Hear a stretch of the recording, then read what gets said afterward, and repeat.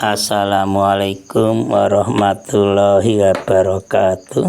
Selamat berbahagia jamaah ngaji tafsir Al-Quran dengan referensi kitab tafsir Al-Ibris Mu'alif Mbah Kyai Haji Bisri Mustafa Rembang dengan sanad Mbah Kyai Syamsul Mu'in Khalid, pendiri dan pengasuh Pondok Pesantren Darul Amin Jajak Banyuwangi Jawa Timur. Semoga berkah, amin. Dilanjutkan surat Al-Baqarah ayat 240, ayat 241 dan ayat 242 dengan tema wasiat suami. A'udzu billahi minasyaitonir rajim. Bismillahirrahmanirrahim. Walladzina yutawaffawna minkum wa yadharuna azwaja wasiyatan li azwajihim mata'an ilal khawli ghaira ikhraj. Fa'in kharajna fala junaha 'alaikum fima fa'alna fi anfusihinna min ma'ruf. Wallahu 'azizun hakim. Walil mutallaqati mata'un bil ma'ruf haqqan 'alal muttaqin. Kadzalika yubayyinu Allahu lakum ayatihi la'allakum ta'qilun. Walatina utai wong akeh yutawafauna kang den pundhut sapa alatina mingkum saking sira kabeh wayat daruna lan padha ninggal sapa alatina aswajan ing pira-pira bojo wadon. Wasiatan kalan wasiat li aswajim marang pira-pira bojone aladina mataan ing kebungahan ilal khauli tumeka setahun ghaira ikhrajin kale ora den toaken.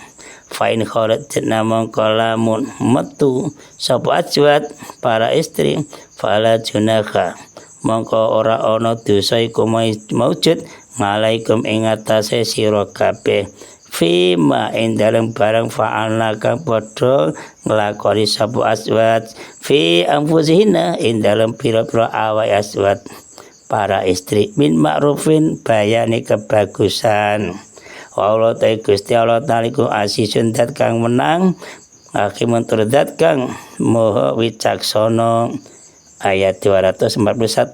Walil mutallaqati lan iku kedhewe pira-pira wadon kang den tolak matan utawi mut'ah bil ma'rufi kelawan bagus hakon kang hak ngalal mutakina ing atase wong kang gawe takwa kabeh.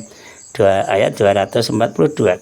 Kadzalika kaya mengkono-mengkono den tutur yubayinu mertelaken sapa Allah Gusti Allah taala lakum marang sira kabeh mertelake ayati ing pira-pira ayate Allah mela'alakum supaya sira kabeh ku takruna padha angen-angen sira kabeh.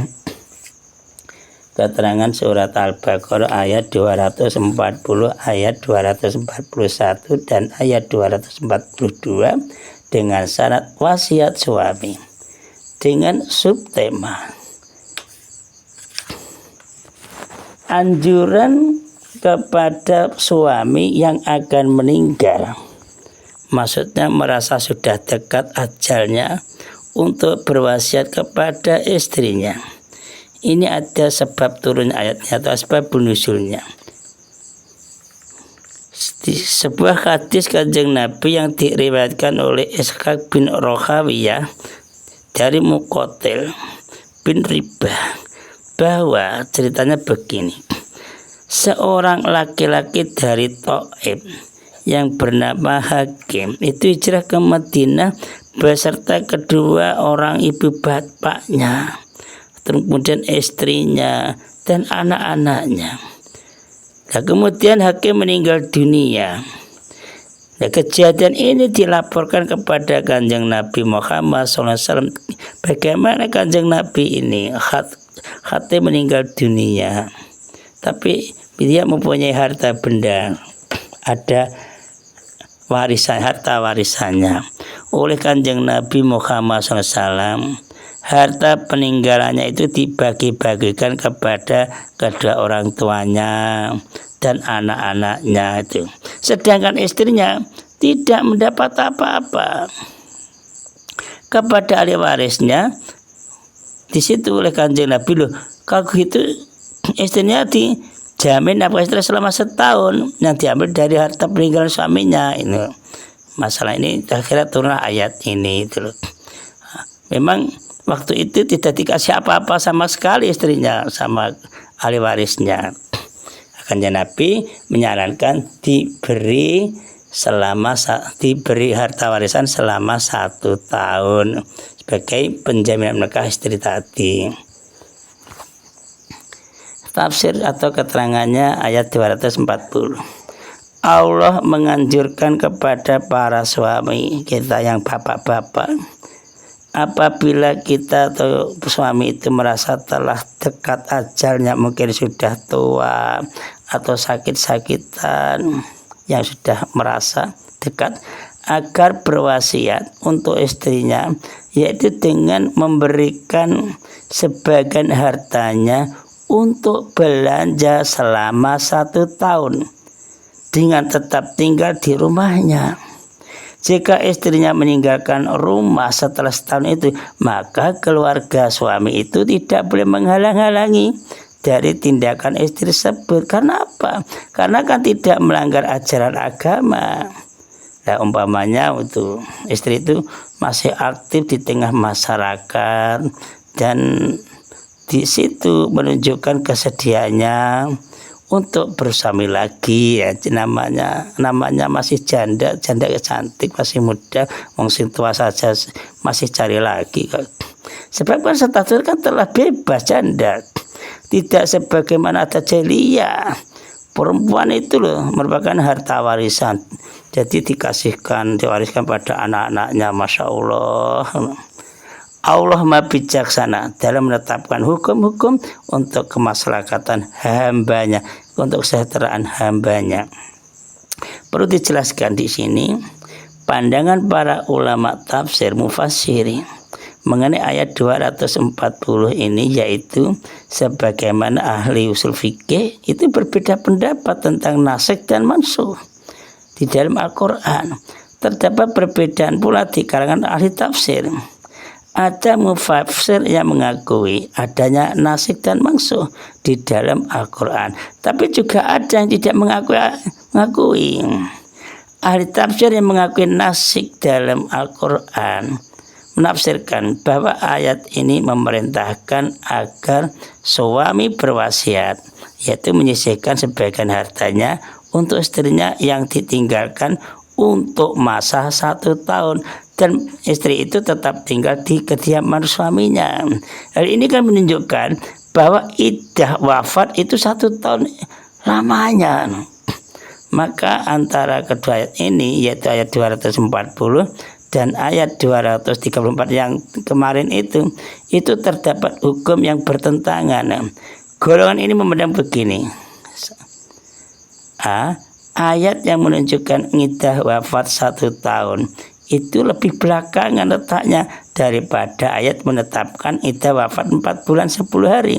Tetapi di dalam sejarah turunnya ya lebih dahulu. Atas dasar ini ayat 234 yang menetapkan iddah wafat 4 bulan 10 hari menasah hukum ayat 240 yang di sini iddahnya 1 tahun. Ini pendapat mufassirin itu. Yang kedua, yang B, kalau tidak diakui adanya nasah itu ganti ayat.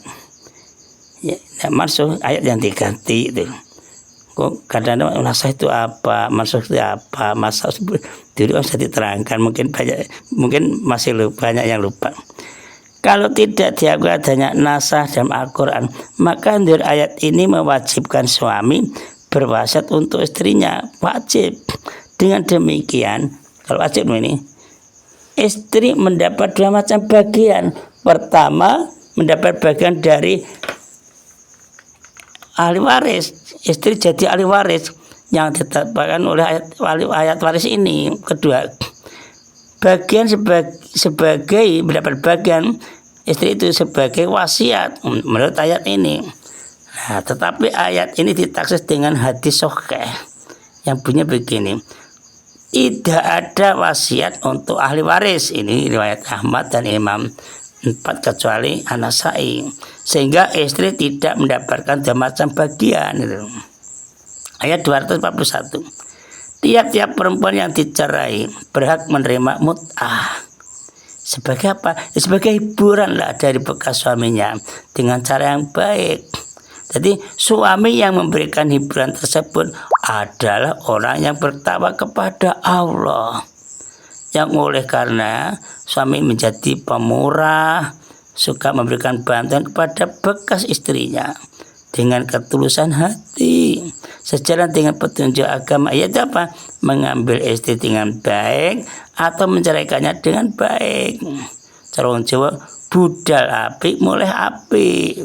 Tapi ini sulit dibuktikan, kebanyakan dendam atau rasa dendam itu.